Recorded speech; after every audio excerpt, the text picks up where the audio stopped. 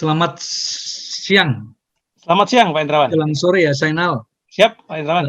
Para peserta webinar yang saya hormati, kemudian narasumber yang sebelumnya sudah berbicara. Maaf, saya tidak mengikuti sebagian dari pembicaraan tadi, karena saya baru datang dari Bekasi. Siap. Ada acara Ekonomi Pancasila in Action, antara retorika dan realita. Diselenggarakan oleh Badan Pembinaan Ideologi Pancasila. Jadi, tapi saya dengar yang terakhir tadi, saya kira dalam banyak hal kita sepakat ya, sepakat bahwa kita ini harus melahirkan undang-undang yang kualitasnya baik dan fungsional ya untuk memajukan kesejahteraan umum. Dan ketergopoh-gopohan atau keteledoran atau hal-hal lain yang tidak konstruktif saya kira harus ditekan seminimal mungkin. Saya setuju dengan teman-teman spiritnya, yaitu bahwa ya kita harus ya membangun peradaban publik, peradaban politik yang lebih baik. Itu sebabnya masing-masing lembaga negara ya harus betul-betul menjalankan fungsinya dengan tanggung jawab, akuntabilitas, transparansi yang tinggi. Nah, saya diminta oleh panitia untuk berbicara tentang Undang-Undang Cipta Kerja dan agenda pemulihan ekonomi, tetapi saya kira sudah dibicarakan sebelumnya oleh pembicara sebelumnya, ya. Jadi itu sebabnya saya akan masuk saja ke bagian yang slide yang nomor berapa coba? Saya lihat. Sebentar, Prof. Ya, coba slide berikutnya. Ya. Ya, jadi tujuan kita bernegara, saya sengaja memberikan tekanan pada memajukan kesejahteraan umum. Apa itu memajukan kesejahteraan umum? Silakan. Next slide. Ya, memajukan kesejahteraan umum kami definisikan, kami artikan sebagai mempermudah orang untuk menjadi sejahtera. Ya, jadi kalau orang mau menjadi kaya jangan dipersulit. Ya, kalau orang ingin meningkatkan daya belinya, ya tidak dipersulit, dipermudah. Tetapi di lain pihak memajukan kesejahteraan umum, mencegah orang lain atau mencegah orang agar tidak menjadi miskin atau jatuh melarat. Itu sebabnya yang dipikirkan oleh kita bersama adalah apa undang-undang yang di satu pihak mempermudah orang untuk menjadi kaya, tetapi di lain pihak mencegah atau jangan ya mengakibatkan orang menjadi miskin. Nah, mari kita inventarisasi undang-undang apa yang masuk di kelompok sebelah kiri, mana undang-undang yang masuk di kelompok sebelah kanan. Ya, kita mulai dulu yang sebelah kiri, mempermudah orang untuk menjadi kaya. Apa itu? Contohnya, undang-undang merek, undang-undang hak paten. Sebab kalau merek dengan hak paten tidak dilindungi oleh negara, orang yang mempunyai merek bagus, ya, orang yang melahirkan inovasi penting, ya, kemudian dengan mudah dicontoh, ditiru, dipalsu oleh orang lain, ya, itu membuat orang tidak lagi tertarik, tidak memiliki insentif untuk menciptakan sesuatu yang baru. Undang-undang penanaman modal, ya, membuat prosedur yang jelas, ya, kemudian memberikan kepastian hukum dan seterusnya.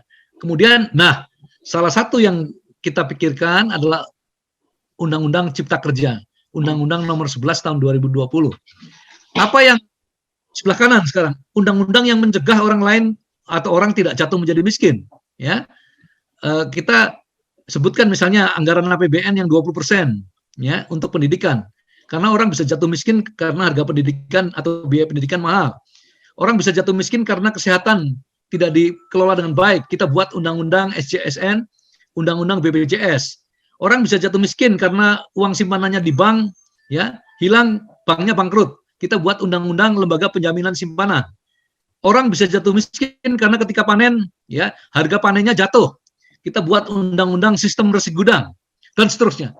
Nah, jadi kita harus berimajinasi membayangkan undang-undang apa yang diperlukan ya agar masyarakat atau orang tidak jatuh miskin. Next slide. Nah, tantangan Indonesia ke depan, ya, tantangan kita untuk menjadi negara kaya, saya ringkas menjadi 3. Yang pertama, jangan sampai kita terjebak dalam negara berpenghasilan menengah, middle income trap, ya, dengan segala komponen dan konsekuensinya. Kemudian yang kedua, bagaimana kita memanfaatkan bonus demografi. Jangan sampai banyak orang nganggur, ya, tenaga kerja muda tetapi ya nganggur. Ya, kemudian yang ketiga, bagaimana kita membangun kepastian hukum. ya, karena salah satu masalah yang selalu dikeluhkan adalah obesitas regulasi, ya, Obesitas. etika dan integritas aparat negara, kemudian pemerintahan yang, ya, kita sebut macam-macam istilahnya, ada boroskresi, ya, ada cukongkrasi, ya, dan seterusnya. Nah, kalau kita bertanya kepada orang, ya, hukum kita bagaimana? Wah, rimbanya nggak keruan. Orang mau bayar perpanjangan STNK aja kadang-kadang sulit. Orang mau memperpanjang paspor aja, ya, susah. Jadi banyak masalah di sini, ya. Itu sebabnya tadi saya yakin sudah dibicarakan oleh pembicara yang lain, ya. Nah, 3 hal inilah yang saya kira menjadi tantangan kita ke depan. Nah, next slide. Nah, karena kita tahu kalau tantangannya salah satunya di dalam bidang hukum adalah, ya, obesitas regulasi, ya, maka kita mempunyai 3 pilihan. Pilihan pertama, kita menerbitkan Perpu, ya. Tapi Perpu kan mensyaratkan kegentingan yang memaksa, ya. Dan syarat Perpu itu sudah diatur dalam, ya, putusan MK nomor 138. Ya, kalau tiap minggu Presiden mengeluarkan Perpu, ya ini, ya, aneh. Berarti kita dalam darurat kegentingan yang terus-menerus, ya. Kemudian omnibus, ya. Omnibus, ini metode saja. Kita melakukan revisi serempak sejumlah undang-undang. Dalam hal ini 79 rencananya, tapi kemudian yang terakhir hanya 76 undang-undang yang kita revisi, ya.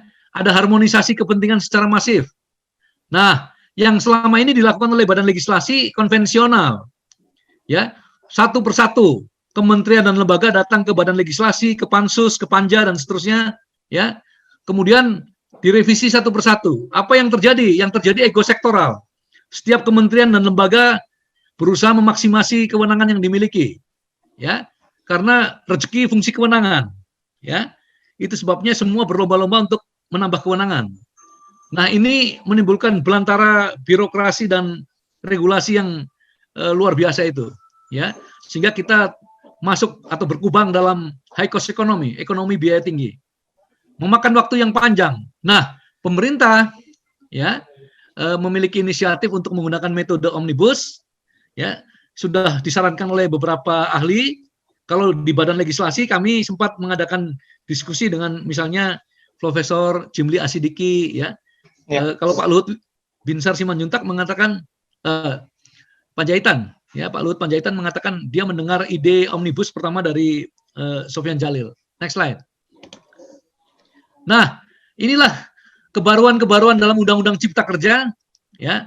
Tentu sudah dibahas oleh pembicara sebelumnya, saya tidak usah ulas satu persatu, ya. Tetapi sekaranglah saatnya orang bisa menjadi kaya. Karena apa? Karena sendirian aja bisa mendirikan perseroan terbatas persorangan, ya. Jadi besok lame-lame kita mendirikan badan usaha, ya, badan hukum. 9 orang sudah cukup untuk mendirikan koperasi. Ya, selama ini mendirikan koperasi susah, ya. Dan seterusnya. Ya, BUMDes, ya, BUMDes sekarang diberi status badan hukum, ya. Jadi teman-teman yang ingin mendirikan badan hukum, ya, silakan segera, ya, karena badan hukum ini kan, ya, badan usaha berbadan hukum, ya, ini merupakan upaya, ya, untuk apa? Untuk salah satu upaya untuk mengakumulasi kekayaan. Nah, banyak hal yang lain yang nanti bisa dibicarakan satu persatu sesuai dengan pertanyaan yang ada, ya. Next slide. Ya, ini yang tadi dibicarakan sedikit, ya. Yang mana yang dipersoalkan nanti kita akan bahas satu persatu, ya, supaya lebih konkret gitu. Karena kalau tidak, ya, belum baca isinya sudah marah, ya. Setelah baca isinya, wah, ini hebat sekali, ya. Memang ada kesan bahwa yang kita lakukan liberalisasi, ya, liberalisasi perekonomian, debirokratisasi perekonomian, ya, kemudian deregulasi dan seterusnya. Dalam konteks Indonesia saat ini yang sudah terlanjur terbelit jumlah undang-undang dan peraturan yang luar biasa, ya. Orang tadi saya katakan mau memberikan uang ke negara aja dipersulit, ya. Ini saya kira undang-undang ini merupakan satu terobosan. Itu sebabnya minggu depan hari Senin, ya, akan ada raker lagi Badan Legislasi dengan Menteri Hukum dan HAM. Salah satu RUU inisiatifnya adalah Undang-Undang RUU Reformasi Sektor Keuangan yang juga akan dijalankan dengan metode omnibus. Ya, jadi metode omnibus ini efektif ya untuk melakukan revisi sejumlah perundang-undangan yang saling tumpang tindih, saling bertabrakan, menimbulkan ketidakpastian hukum, menonjolkan ego sektoral dan yang lain-lain. Nah, soal kritik-kritik, kami menerima semua kritik itu karena memang sebagai anggota Panja pun ya, kalau tidak betul-betul kita siaga, ya kami akan tertatih-tatih atau bisa ketinggalan. Karena rapat cepat sekali, ya, dinamis sekali, ya, pagi, siang, sore, malam, ya, hari kerja, Sabtu, Minggu, ya, hari libur diisi masa reses dengan izin pimpinan DPR, kita jalankan ini, ya. Kemudian kadang-kadang harus untuk protokol kesehatan kami harus pergi ke hotel, ya. Di hotel juga kadang-kadang tidak bisa disewa untuk beberapa hari, harus pindah lagi ke hotel yang lain, ya. Luar biasa, ya. Fraksi-fraksi mempersiapkan daftar inventarisasi masalah siang malam, ya. Itu pun target 100 hari seperti yang diminta oleh Presiden tidak bisa kita penuhi, ya.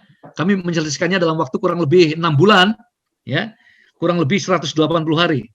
Jadi dengan kerja keras seperti itu, ya, bisa diselesaikan. Kami mengakui, ya, ada keteledoran, ya, karena apa? Karena setelah diparipurnakan, ya, waktu diparipurnakan tadi ada yang mengatakan bahannya belum dibagikan. Memang karena jumlahnya sangat tebal, jadi satu fraksi disiapkan satu paket, satu bendel undang-undangnya di Sekretariat Badan Legislasi. Nah, jadi saya sebelum, misalnya saya pukul 11 siang sudah mendapatkan satu bendel, ya, meskipun paripurnanya sore jam 5. Ya. Jadi saya kira itu sebagai pengantar dari diskusi saya, Pak Zainal. Ya, terima kasih, Pak. Ada salah titik koma dan seterusnya. Saya mengusulkan ada jalan legislatif review, ya, revisi terbatas, ya, tapi usul saya tidak diterima karena revisi terbatas artinya, ya, masing-masing fraksi melakukan penelaahan ulang, ya. Pemerintah juga terlibat dalam revisi terbatas, jadi dianggap akan menciptakan kegaduhan jilid 2. Ya. Itu sebabnya diusulkan judicial review saja. Tapi kalau judicial review soal titik koma dicampur aduk dengan judicial review untuk yang lain-lain, menyangkut substansi dan seterusnya, ya, tentu akan banyak judicial review nanti, ya. Atau usulnya Profesor Yusril Iza Mahendra, ya, distribusi 2. Jadi dikoreksi, ya, kemudian nanti didistribusikan dan diumumkan kembali untuk kedua kalinya dalam lembaran negara. Mana langkah yang akan diambil nanti tergantung kesepakatan politik saja. Ya.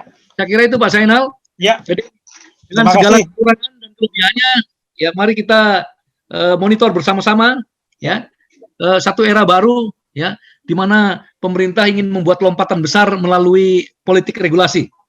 Oke. Wassalamualaikum warahmatullahi wabarakatuh. Oke, assalamualaikum warahmatullahi wabarakatuh. Saya Fadil Syah dari Kajian Kopi Malam Institute. Dan ini adalah kelompok lembaga think tank dari alumni Universitas Al-Azhar Indonesia. Mungkin saya ingin bertanya kepada Prof. Hendrawan dan juga bisa menyinggung juga kepada Pak Rizal bahwa tujuan Omnibus Law ini adalah untuk memperingkas regulasi agar datangnya investor. Tetapi saya lihat juga banyak klaster-klaster di situ yang juga menjadi kontroversial. Nah, singkat saja pertanyaan saya, apakah tujuan Undang-Undang Omnibus Law ini untuk memberikan kepastian hukum kepada investor untuk menarik investor ini, atau memberikan pelonggaran hukum kepada investor agar mau juga datang ke Indonesia ini? Mungkin itu aja. Terima kasih. Assalamualaikum warahmatullahi wabarakatuh. Waalaikumsalam. Terima kasih, Fadil. Pertanyaannya tadi cukup mengena, ya. Milenial sekarang itu memang sepertinya nggak tahu tentang isu-isu politik, ekonomi politik, tapi ternyata mereka memperhatikan. Yang kedua, sebelum dijawab, silakan. Ada pertanyaan?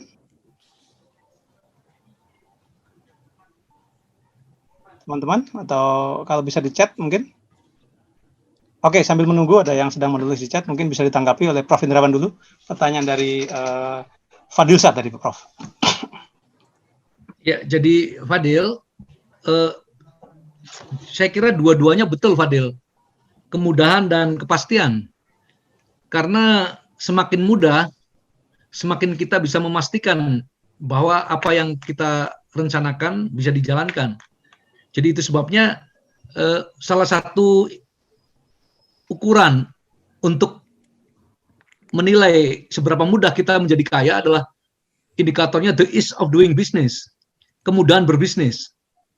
Itu sebabnya kan setiap negara sering dibandingkan dengan negara lain, ya, pada indeks tadi, skor kemudahan berbisnis, the ease of doing business, ya.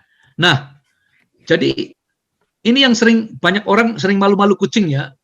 Kita tidak mau mendefinisikan memajukan kesejahteraan umum dengan cara yang eksplisit. Kita selalu membuat abstraksi yang terlalu sulit untuk dimengerti, kesejahteraan umum, ya, seperti konsep yang demikian susah. Padahal kalau saya sederhanakan tadi kan mempermudah orang untuk menjadi kaya, ya, dan menjadi kaya itu tidak boleh dianggap satu dosa loh, ya. Di Tiongkok tahun 1970, Deng Xiaoping mengatakan, to be rich is glorious. Menjadi kaya itu keren. Ya. Jadi tidak ada masalah, ya.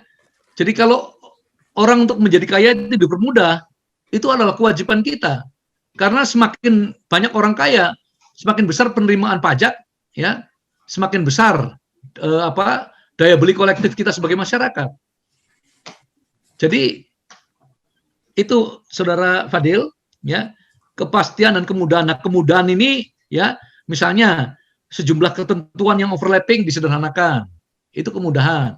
Kalau kepastian, ya, supaya tidak berbenturan, itu di pasal 181 misalnya, ya, Menkumham mendapatkan tugas tambahan untuk melakukan harmonisasi, ya, peraturan-peraturan yang dikeluarkan oleh provinsi, kabupaten, ya, dan sebagainya, ya.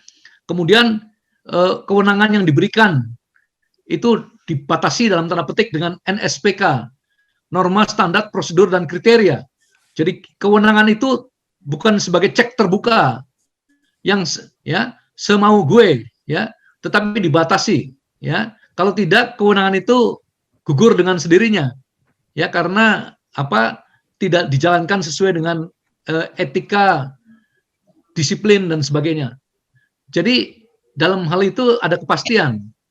Jadi kombinasi antara kemudahan, kepastian, dan kecepatan, ya, karena ada simulasi dalam diskusi dan atau pembicaraan tingkat 1 itu kita simulasikan, ya, perizinan di bidang perhubungan laut, misalnya penangkapan ikan dan seterusnya, coba disimulasi, ya, ternyata banyak yang tadinya bertele-tele bisa direduksi waktunya menjadi, ya, hanya 1/5 dari waktu normal yang biasa dibutuhkan saat ini. Nah, semua ini, ya, diharapkan membuat dinamika ekonomi kita semakin baik, ya. Ekonomi biaya tinggi yang musuh kita kan sekarang high cost ekonomi dalam bidang ekonomi, ya. Dalam bidang politik high cost politics. Jadi semuanya high cost di sini, ya. Jadi saya ingat Gus Dur dulu. Gus Dur pernah membedakan 2 jenis kiai host dan kiai high host katanya. Ya. Jadi itulah Fadil. Ya. Terima kasih Prof. Mungkin kira-kira apakah ada negara yang sudah melakukan omnibus di lingkungan kita, Prof? Di ASEAN atau di Asia seperti itu, Prof? Pertanyaan dari Andi tadi, Prof. Ya, yang pertama untuk Ibu Mirah tadi, ya. Ibu Mirah Sumirat. Jadi tadi saya bertemu dengan Deputi 3 Kantor Staf Presiden, Dr. Panutan. Dia mengatakan kepada saya sedang memproses atau PP tentang ketenagakerjaan ini sedang dalam proses. Terus saya berpesan kepada Dr. Panutan, ya, tolong, ya, PP ini betul-betul dikawal sedemikian rupa, ya, sehingga concern atau kekhawatiran, ya, rekan-rekan dari serikat pekerja ini bisa diakomodasi. Jadi memang di satu pihak kita ingin menciptakan pasar kerja yang lebih fleksibel, karena labor market flexibility, ya, orang yang mempunyai pilihan lebih luas itu biasanya hidupnya lebih baik, ya. Jadi itu sebabnya di kelas saya misalnya, ya, dari 100 orang mahasiswa ya 95% memilih untuk mencari jodoh melalui mekanisme pasar, bercinta gagal, ya, daripada dijodohkan. Karena apa? Mereka menganggap pilihan itu pilihan yang lebih banyak lebih baik. Ya, orang disebut miskin adalah orang yang tidak mempunyai pilihan dalam hidupnya. Ya, tapi kalau orang kaya untuk warna rambut saja dia bisa memilih apakah hijau, kuning, merah, ya, di bleaching macam-macam. Jadi orang kaya dan orang miskin bedanya yang kaya lebih banyak mempunyai pilihan. Nah, pasar tenaga kerja kita itu ya berusaha dibuat pilihan-pilihan itu lebih terbuka. Itu sebabnya ketika kami mengadakan FGD dengan Konfederasi Serikat Pekerja tanggal 20 dan 21 Agustus ya di Hotel Mulia tanggal 20 dan 21 Agustus, kemudian rekomendasinya disampaikan melalui berbagai media massa ya. Saya bertemu dengan Pak Said Iqbal misalnya ya, dengan beberapa yang lain ya. Kesimpulan yang ketiga atau kesepakatan yang ketiga ya, Serikat Pekerja juga menerima ya bahwa ada perubahan-perubahan yang disesuaikan dengan tuntutan kebutuhan industri ya. Karena apa? Memang perekonomian ini kan dinamis sekali ya. Misalnya kita tiba-tiba masuk ke revolusi industri 4, digitalisasi, robotika ya, dan seterusnya. Jadi kita jangan terpaku dengan sesuatu yang ya yang seakan-akan tidak berubah. Jadi itu sebabnya Bu Mira saya ajak nanti ya pada pembuatan peraturan pemerintah ini kita kawal bersama-sama, dan dalam rangka itulah 2 minggu yang lalu kurang lebih atau 10 hari yang lalu saya mengundang Dr. Mokhtar Pakpahan, ya Profesor Mokhtar Pakpahan ke ruangan saya. Jadi anytime kalau ada sesuatu yang perlu disampaikan datang saja ke kantor DPR ya, di hari kerja ruangan saya terbuka kok. Nusantara 1 ruang 626. Ya. Karena kita juga memperjuangkan yang penting ya, sesuatu yang menjadi ideologi kami juga ya. Bagi partai kami, maaf saya sebut PDI Perjuangan ya, itu kami mempunyai prinsip ya. Kalau Nahdlatul Ulama prinsipnya ya, hubul waton minal iman, cinta tanah air bagian dari iman. Kalau di PDI itu hubul masakin minal iman, cinta rakyat kecil bagian dari iman ya. Jadi Ibu Mira nanti saya ajak untuk kita membuat rumusan-rumusan penting ya. Dan Undang-Undang Dasar kita sudah jelas ya. Pasal 33, 34 itu intinya kan menolak free fight liberalism. Ya, betul. Liberalisme gontok-gontokan. Kita tidak menerima teori Darwinisme sosial. Ya, survival of the fittest. Kita tidak terima. Karena filosofi konstitusi kita adalah survival of the weakest. Ya. Hidup bagi mereka yang paling lemah. Ya. Itu ideologi kami, ya. Tetapi kami tidak juga menutup mata bahwa persoalan regulasi menjadi penghambat terbesar. Ya, Indonesia tidak maju-maju karena apa? Karena orang mencari rezeki dari regulasi. Pungli ya, Pak? Ya, macam-macam istilahnya. Uang pelicin, pungli, tali asih, macam-macam. Ya. Jadi regulasi dan institusi merupakan hambatan terbesar. Dan memang betul saudara-saudara, kalau saya di kelas mengatakan penjajahan yang sempurna dari suatu negara ke negara lain adalah penjajahan dalam bentuk pola pikir dan regulasi. Ya, itu sebabnya ini harus betul-betul dirombak, direformasi agar transformasi ekonomi bisa terjadi. Ya, kemudian yang lain, saya kira saya mengundang ya, anytime please come to my office. Oke. Ya, siap Prof. Nanti kalau datang ke kantor saya pasti saya beri buku lah, puluhan buku ini. Ya, ada bukunya Pak Kwikiangi, ada bukunya siapa itu? Banyak lah, Iskanuddin Nursi. Ya. Semua. Ini teman Pak Irwan. Demokrat itu lebih berani lagi dari kami waktu di Panja. Ya, di balik itu Demokrat bahkan mengusulkan liberalisasi pendidikan. Ya, perguruan tinggi asing tidak hanya di kawasan ekonomi khusus. Kalau kami kan di kawasan ekonomi khusus. Bila perlu di mana-mana. Ya, kami justru berbeda pendapat dengan Pak Beni Kabur Harman. Ya, saya mengatakan janganlah step by step lah. Ya, jangan liberalisasi tuntas besar-besaran. Ya, gradual. Karena kami percaya dengan teori Joseph Stiglitz ya, bahwa staging ya, pentahapan, sequencing, pengurutan dan pacing kecepatan liberalisasi itu disesuaikan dengan kesiapan kita sebagai negara bangsa. Ya. Tapi memang akhirnya Demokrat memilih menolak. Itu yang juga kami heran, ya, termasuk PKS juga. Padahal daftar inventarisasi masalah PKS itu banyak yang kami terima.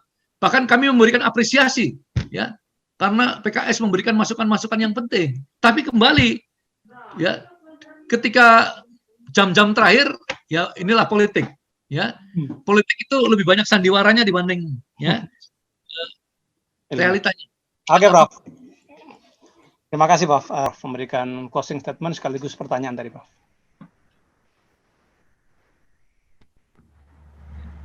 Saya minta maaf, senior saya tadi Pak Derajat Wibowo menyampaikan hal yang penting sekali, tetapi pas saya sakit perut. Inilah risiko orang nomaden. Jadi tadi dari BPIP, saya langsung mampir ke Badan Legislasi, makan makanan rupa-rupanya nggak cocok ini. Terus sakit perut pas senior saya Pak Derajat Wibowo menyampaikan hal yang penting tadi tentang Vietnam dan seterusnya. Hanya memang di Vietnam itu partainya hanya tunggal, ya. Jadi instruksi identik dengan regulasi. Sedangkan kalau di kita sudah regulasinya kadang-kadang sudah sangat terang benderang, muncul surat edaran yang membuat sesuatu yang menjadi terang itu yang semula terang jadi gelap gulita lagi. Ya, ini yang kita khawatirkan dengan implementasi atau pelaksanaan Undang-Undang Cipta Kerja ini. Untuk Mas Irwan tadi, Omnibus Law ini hanya metode, ya. Ya, kan ada 3 pilihan tadi. Perpu, ya.